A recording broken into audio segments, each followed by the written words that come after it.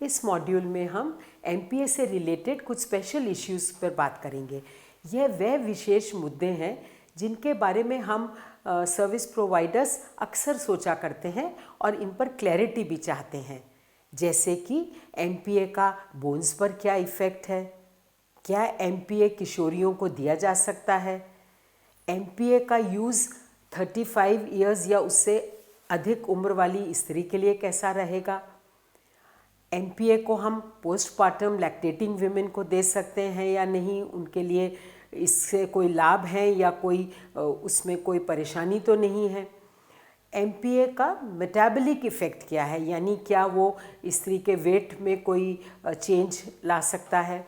MPa का cancer से क्या संबंध है, एमपीए का कार्डियोवैस्कुलर डिजीज़ेस से क्या संबंध है, क्या एचआईवी पॉजिटिव विमेन भी एमपीए को ले सकती हैं, और यदि एमपीए का फेलियर हो जाए तो क्या होगा, यानी कि अगर एमपीए को प्रयोग करने वाली स्त्री गर्भवती हो जाए, क्योंकि हम लोग जानते हैं कि ये एक बहुत ही असरदार तरीक़ों में से है, फिर भी 99.7% इफ़ेक्टिव है, यानी 1000 प्रयोगकर्ता में से 3 स्त्रियां गर्भधारण कर सकती हैं।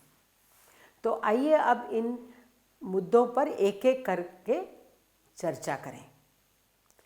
अब शुरू करते हैं पहले मुद्दे से, यानी कि एमपीए का बोन्स पर क्या इफ़ेक्ट होता है। सबसे पहले बात करेंगे बोन मिनरल डेंसिटी, जिसको हम बीएमडी कहते हैं। तो आखिर इसका अर्थ क्या है? इसका अर्थ यही है कि हड्डियों में मिनरल्स जैसे कि कैल्शियम, फास्फोरस, इनकी मात्रा कितनी है, क्योंकि इस मात्रा का संबंध हड्डियों की मजबूती से होता है। अब ये जो बीएमडी है, इसको प्रभावित करने वाले कई कारण हैं, जैसे कि age, hereditary factors, physical activity करती हैं कि नहीं, डाइटरी इनटेक क्या है, alcohol consumption, smoking, sex hormones, और यहाँ तक कि औरतों के जीवन में होने वाली कुछ प्राकृतिक अवस्थाएं जैसे कि प्रेगनेंसी, लैक्टेशन एंड मेनोपॉज, यह भी बीएमडी को प्रभावित करती हैं। प्रेगनेंसी में बीएमडी की मात्रा में 2 से 8% तक कमी आती है और लैक्टेशन में 3 से 5% तक बीएमडी में कमी आती है। और जैसा हम जानते हैं, ये दोनों ही फिजियोलॉजिकल कंडीशंस हैं, प्राकृतिक अवस्थाएं हैं। और अब बात करते हैं एमपीए प्रयोग की। रिसर्च ने ये बताया है कि जो महिलाएं एमपीए को लगातार 5 वर्ष तक प्रयोग करें, तब जाकर उनकी बीएमडी में थोड़ी सी कमी, यानी 5 से 6% कमी आ सकती है। एक बात ये महत्वपूर्ण है कि यह कमी भी परमानेंट नहीं है। जब वह इसका प्रयोग बंद करती हैं तो लगभग जैसे 2 से 2.5 साल बाद बीएमडी के लेवल पहले जैसे ही हो जाते हैं। तो इन तथ्यों को ध्यान में रखते हुए WHO की ये रिकमेंडेशंस हैं कि 18 से 45 वर्ष तक की महिलाओं के लिए एमपीए को प्रयोग करने में कोई रेस्ट्रिक्शन नहीं है और उसकी ड्यूरेशन के लिए भी कोई रेस्ट्रिक्शन नहीं है, यानी वह एमपीए को जब तक चाहें प्रयोग कर सकती हैं, जितने वर्ष तक चाहें प्रयोग कर सकती हैं, उसमें कोई रेस्ट्रिक्शन नहीं है। जो 18 साल से कम उम्र की किशोरियां हैं या 45 वर्ष से अधिक उम्र की प्रजनन काल की महिलाएं हैं, वह भी एमपीए को प्रयोग कर सकती हैं। यह रिकमेंडेशन WHO की है, क्योंकि जो एडवांटेज उन्हें एक इफ़ेक्टिव गर्भ निरोधक साधन एमपीए से मिलता है regarding protection from unwanted pregnancy, वो बहुत ही इम्पॉर्टेंट उनके लिए है और लाभदायक है। इसीलिए हमें बीएमडी से जो थोड़ी सी कमी होती है उसकी चिंता करने की ज़रूरत नहीं है। अब हम अगले मुद्दे पर बात करते हैं, एमपीए का प्रयोग किशोर अवस्था में। तो जैसा कि हम जानते हैं कि किशोर अवस्था में लगभग 12 साल से लेकर 18 वर्ष तक के वो इतने क्रूशियल ईयर्स हैं जिसमें कि एक बालिका एक किशोरी बन रही है, आगे जाके वो एक नवयुवती बनेगी, और इस पीरियड में उसकी हड्डियों का विकास बहुत तेज़ी से होता है। जैसा कि हम जानते हैं ये सेक्स हार्मोन्स ईस्ट्रोजन प्रोजेस्टेरॉन के एकदम स्पर्ट के कारण होता है, और इस समय हड्डियां लगभग 50% इसी समय बनती हैं। अब ये पॉइंट को हम ध्यान में रखें, साथ में हम ये भी देखें कि जो किशोरियां सेक्सुअली एक्टिव हैं उनको इस समय अनइंटेंडेड प्रेगनेंसी से बचाव ज़रूर चाहिए। एक तो उनकी फर्टिलिटी इस समय हाई होती है एंड उनको इस समय प्रेगनेंसी नहीं चाहिए। यदि प्रेगनेंसी होती भी है तो वो बहुत रिस्क वाली होती है और उनको उसको रखना मुमकिन नहीं होता है, तो इसीलिए अनवांटेड प्रेगनेंसी फिर अबॉर्शन इसके कुचक्र में पड़कर उनको शारीरिक, मानसिक और सामाजिक रूप में भी बहुत से गंभीर कुप्रभाव सहने पड़ते हैं। अब ये देखें कि यदि किशोरियां एमपीए का प्रयोग करें तो क्या होगा। यदि वे 2 साल तक एमपीए को यूज़ करती हैं तो ये देखने में आया है कि जो हड्डियों का विकास इस उम्र में होता है उसकी स्पीड थोड़ी सी कम हो जाती है उन लड़कियों के मुकाबले जो कि कोई भी हार्मोनल मेथड प्रयोग नहीं कर रही हैं। इन सारी बातों को ध्यान में रखते हुए कि ये किशोरियां हैं, इनको इस समय गर्भ से बचाना बहुत ज़रूरी है। हाँ, इनका इस समय शारीरिक विकास हो रहा है जिसमें हड्डियों का भी बहुत विकास हो रहा है। तो इन सब बातों को ध्यान में रखते हुए WHO ने ये रिकमेंडेशंस दिए कि किशोरियां भी एमपीए का प्रयोग अवश्य कर सकती हैं, इसलिए कि जो 18 वर्ष से कम उम्र में भी इसका जो प्रयोग किया जाएगा तो उसमें जो उसको एडवांटेजेस मिलेंगे अनवांटेड प्रेगनेंसी से अपने आप को प्रोटेक्ट करने का, वो कई गुना ज़्यादा बेनिफिट्स हैं उसके। ना कि हम ये चिंता करें कि अरे उसकी हड्डियों का विकास थोड़ा स्लो स्पीड से होगा। अब हम देखते हैं कि एमपीए का थोड़ी उम्रदार स्त्रियां 35 इयर्स या उससे ऊपर, उनके लिए इसका यूज़ कैसे रहेगा। देखिए, पहले तो हम सब जानते हैं कि यह वह उम्र है जबकि उनकी फर्टिलिटी थोड़ा डिक्लाइन कर रही है, फिर भी प्रेगनेंसी तो हो ही सकती है। और हम यह भी जानते हैं कि अक्सर इस उम्र की स्त्रियां गर्भवती नहीं होना चाहती, जो उनके बच्चे होने थे हो चुके हैं, बल्कि थोड़े बड़े भी हो चुके हैं, अब उन्हें बच्चा नहीं चाहिए। तो मतलब यह है कि इस उम्र में गर्भावस्था अधिकतर अनचाही होती है। एक ये भी बात है कि 35 इयर्स या अधिक उम्र की स्त्री जब प्रेग्नेंट होती है तो वो प्रेगनेंसी हाई रिस्क प्रेगनेंसी होती है और उसके कई गंभीर कुपरिणाम भी हो सकते हैं, जैसे कि chromosomal defects in the foetus, miscarriage हो सकता है और कुछ ऐसी कॉम्प्लिकेशंस उसको हो सकती हैं जिससे कि उसके खुद के जो सेहत है उस पर बहुत इफ़ेक्ट पड़े और कई की तो अकाल मृत्यु भी हो जाती है। इन बातों को अगर हम ध्यान में रखें तो ये आ रहा है कि इनको एक इफ़ेक्टिव गर्भ निरोधक साधन की बहुत आवश्यकता है इस उम्र में। एक पॉइंट।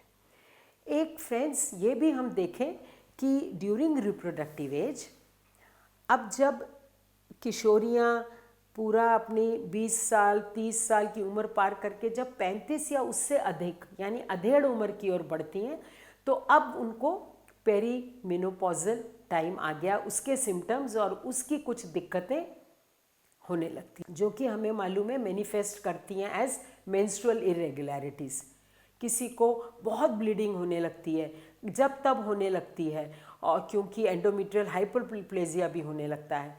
तो एक तो ये उम्र वो है, और यही वो उम्र है जबकि जैसा कि हम जानते ही हैं प्रजनन अंगों के कुछ बहुत खतरनाक कैंसर जैसे कि एंडोमेट्रियल कैंसर, ओवेरियन कैंसर, उनके होने की संभावना बढ़ जाती है। अब देखिए, एमपीए में ये खूबी है कि वो इन दोनों ही चीज़ों से उसको बहुत हद तक प्रोटेक्ट कर सकता है। कैसे? हम जानते हैं इसमें केवल प्रोजेस्टेरोन हार्मोन है, तो यह तो उसके ये पेरीमेनोपॉजल सिम्टम्स में उसको बहुत राहत पहुंचाएगा, एंडोमेट्रियल हाइपरप्लेजिया भी नहीं होगा, और ये एंडोमेट्रियल ओवेरियन कैंसर से भी प्रोटेक्शन देता है। हाँ, ये प्रोटेक्शन तब मिलता है जब लगभग 1 साल तक MPA प्रयोग किया जाए, यानी 4 इंजेक्शन लगवाए जाएं, और इन दोनों कैंसर से ये जो प्रोटेक्शन मिलता है ये आगे 8 साल तक मिलता है।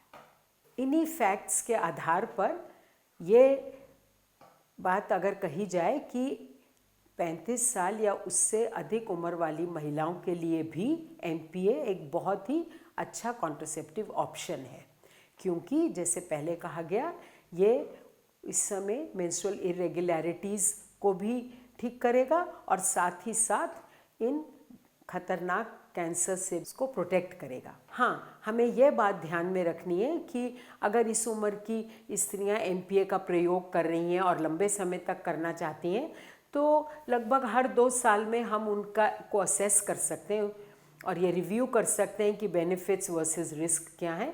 वैसे भी इस उम्र में एक पीरियोडिक हेल्थ असेसमेंट रेकमेंडेड होता है। आइए अब हम उन वर्ग की स्त्रियों के बारे में चर्चा करते हैं जिनका अभी चाइल्ड बर्थ हुआ है, वो पोस्टपार्टम है और लैक्टेटिंग विमेन है। तो उनके लिए MPA का यूज़ कैसा रहेगा? देखिए, हम लोग जानते हैं कि पोस्टपार्टम अवस्था में unmet need for family planning सबसे ज़्यादा है, क्योंकि अधिकतर सभी स्त्रियां एक बच्चे होने के बाद जल्दी ही दूसरा बच्चा नहीं चाहती हैं, और हम यह भी जानते हैं कि वो चाहती तो नहीं है परंतु वे किसी कॉन्ट्रासेप्टिव ऑप्शन का प्रयोग भी बहुत ही कम करती हैं। तो जो गैप रह जाता है वो अनमेट नीड है, यानी लगभग 70% से अधिक स्त्रियों को इस उम्र में परिवार नियोजन तरीके की आवश्यकता होती है। तो unmet need for family planning during postpartum period is very high, एक बात। दूसरी बात यह है कि इस समय उनको ऐसे गर्भ निरोधक साधन की आवश्यकता है जो कि उनको आगे के गर्भ से बचाने के लिए बहुत अच्छा प्रोटेक्शन दे, साथ ही साथ स्तनपान पर कोई असर ना डालें। तो इस को सोचते हुए हम जानते हैं कि हम ईस्ट्रोजन वाले मेथड्स इन स्त्रियों को नहीं दे सकते, चाहे वो माला एन गोली हो और चाहे वो कंबाइंड हार्मोन्स किसी और ढंग से हों, जैसे कि बात हुई थी कि इंजेक्टेबल्स भी हैं कंबाइंड, उन्हें कंबाइंड मेथड हम नहीं दे सकते। लेकिन प्रोजेस्टेरोन ओनली मेथड्स, जिसमें प्रोजेस्टेरोन ओनली इंजेक्टेबल्स हैं, गोलियां हैं, वह अवश्य दे सकते हैं, क्योंकि प्रोजेस्टेरोन का कोई भी असर स्तनपान पर नहीं होता, ना तो दूध की मात्रा पर ना तो उसकी क्वालिटी पर। अंतरा उनके लिए बहुत अच्छा एक साधन है और ये मैसेज हम लोग देते भी हैं जब महिलाओं को काउंसिल करते हैं। इन्हीं तथ्यों को ध्यान में रखते हुए WHO की ये रिकमेंडेशंस हैं कि पोस्टपार्टम विमेन जो कि फुली या पार्शियली ब्रेस्ट फीडिंग कर रही हैं उनको MPA दिया जा सकता है। हाँ, 6 सप्ताह पर शुरू कर उनको दे सकते हैं, उससे पहले नहीं देना है। यदि किसी कारणवश प्रसव के बाद महिला स्तनपान नहीं करा रही है तो वह इसे 6 सप्ताह से पहले भी लगवा सकती है। अब देखते हैं कि MPA का वेट पर क्या असर होता है, मेटाबॉलिक इफ़ेक्ट क्या है, क्या ये वेट को बढ़ाता है, घटाता है, और यदि हाँ तो कितना। तो यह देखने में आया है कि जो MPA यूज़र्स उसको 1 साल तक यूज़ करती हैं, यानी कम से कम 4 इंजेक्शन लगवाती हैं, तो उनके वेट में थोड़ा बढ़ोतरी होती है। कितनी बढ़ोतरी होती है? 1 से 2 किलो वेट 1 साल में बढ़ सकता है। और थोड़े से माइनर मेटाबॉलिक और भी इफ़ेक्ट आते हैं जो कि बिल्कुल सिग्निफिकेंट नहीं है। एक बात हमें बहुत ज़रूरी ध्यान देनी है कि हम ये बात बताएं ज़रूर महिलाओं को, लेकिन ये ना सोच लें कि ये उनको स्वीकार्य होगा या नहीं, क्योंकि देखिए फैक्ट तो ये है कि 1-2 किलो वज़न बढ़ सकता है। किसी महिला के लिए ये जो चेंज है ये बहुत स्वीकार्य हो सकता है। वो कह सकती है कि चलो मेरा अच्छा है, साथ साथ थोड़ा वज़न भी बढ़ जाएगा, और किसी के लिए ये बिल्कुल स्वीकार्य नहीं है। तो डिसाइड वो करेंगी, पर हमें तो ये तथ्य उन्हें बताना है। कभी कभी देखने में आया है कि MPA यूज़र्स आकर कहते हैं कि हमारा बहुत वज़न बढ़ गया। तो फ्रेंड्स, हमें ये जानना और ये देखना बहुत ज़रूरी है कि एक तो कितना वज़न बढ़ा है, इसीलिए हम उसका रिकॉर्ड करते हैं। ये एक बहुत अच्छी प्रैक्टिस है जो कि हमारे रजिस्टर में भी है अंतरा के में, कि हर बार जब क्लाइंट आए तो हम उसका वज़न लें और BP तो लें ही। वज़न क्यों ले रहे हैं? ताकि हमें पता चले कि कितनी तब्दीली हुई है, कितना बढ़ा है, घटा है कि नहीं घटा है। जब महिला आके बताती है और हम सच में देखते हैं कि हाँ, इसका तो वज़न 1 साल से लगवा रही है पर 2 किलो से बहुत ज़्यादा बढ़ गया, तो हम फ्रेंड्स सब जानते हैं कि वज़न बढ़ने के कारण और भी हो सकते हैं। हो सकता है उसकी लाइफ बहुत सीडेंट्री हो, उसके लिए उसको काउंसलिंग चाहिए। हो सकता है डाइटरी इंटेक इस टाइप का हो। तो यह तथ्य है। और इसमें हमें ये भी ध्यान देना है कि इस बात को जब हम उसको बताएं तो अपने यह भी जान के रखें कि ये तो सभी हार्मोनल मेथड्स के साथ होता है। अब बात आती है कैंसर की। कभी यदि हमारे ध्यान में आए कि क्या MPA से कोई कैंसर होता है, तो फ्रेंड्स इस बात से हम बिल्कुल निश्चिंत हो जाएं, क्योंकि जैसे कि हमने देखा MPA तो बल्कि 2 डेडली कैंसर से प्रोटेक्शन देता है, एंडोमेट्रियल कैंसर से और ओवेरियन कैंसर से। और इसके प्रयोग से स्टडीज़ ने दिखाया है कि कोई भी कैंसर नहीं होता। अगर प्रजनन कैंसर की ही बात करें, प्रजनन अंगों के कैंसर की, तो जैसे सर्वाइकल कैंसर है, कोई रिस्क उसका नहीं है इससे। तो हम बिल्कुल निश्चिंतता से MPA का प्रयोग करवाएं अपने क्लाइंट्स को। ये ना सोचें कि इससे कैंसर हो सकता है। आइए अब ये देखते हैं कि MPA का कार्डियोवैस्कुलर डिजीज़ से कोई संबंध है या नहीं।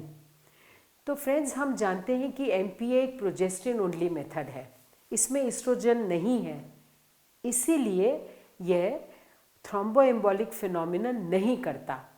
यह वह फिनोमिनन है जिसमें आर्टरीज में ब्लड क्लॉट्स बन सकती हैं।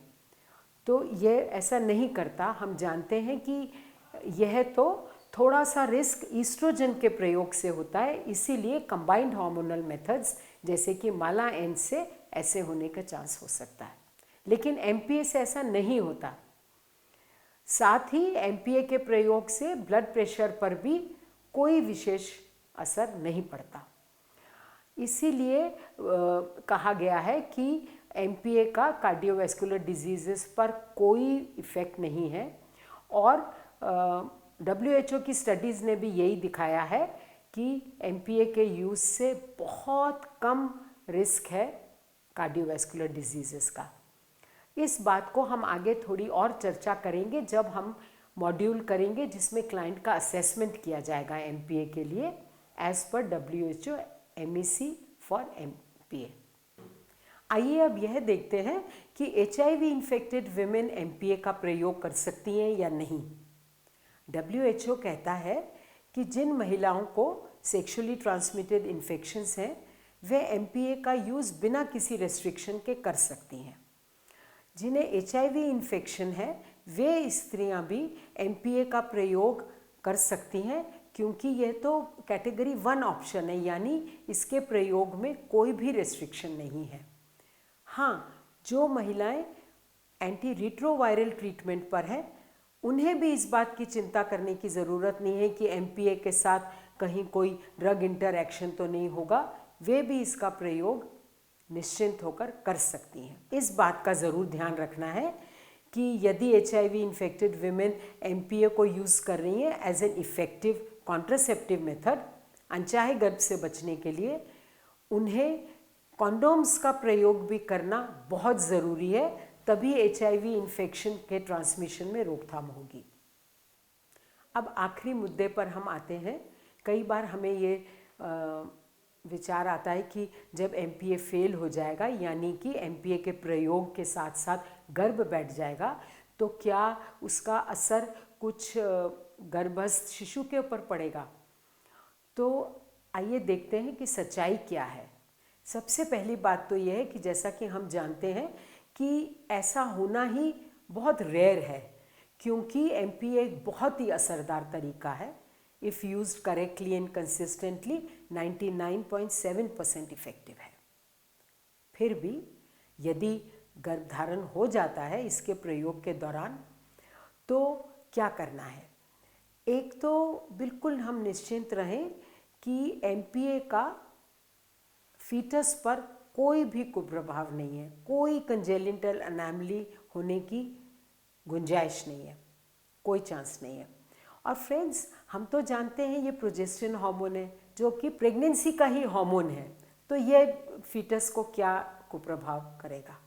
हाँ, अब क्योंकि प्रेगनेंसी हो गई है इसलिए हम MPA यूज़ को बंद कर देंगे। अब उससे किसी कॉन्ट्रासेप्टिव की ज़रूरत तो है नहीं।